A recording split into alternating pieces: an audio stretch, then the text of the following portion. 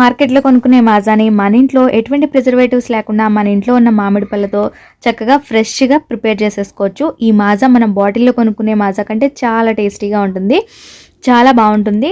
Thickness, sweetness అన్నీ చాలా కరెక్ట్గా పర్ఫెక్ట్గా ఉంటాయి. పిల్లలకి బాగా నచ్చుతుంది.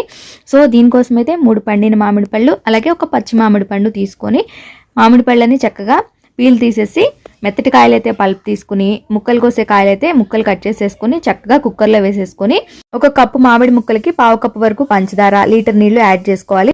పంచదార మామిడి పళ్ళ స్వీట్నెస్ని బట్టి అడ్జస్ట్ చేసుకోవచ్చు. ఇప్పుడు స్టవ్ వెలిగించేసి కుక్కర్ పెట్టేసుకొని మీడియం ఫ్లేమ్లో ఒక 5 విజిల్స్ రానివ్వాలి. బాగా చల్లారిన తర్వాత ఈ పల్ప్ అంతా మిక్సీలో వేసుకుని ఈ విధంగా మెత్తటి ప్యూరీ లాగా చేసేసుకోవాలి.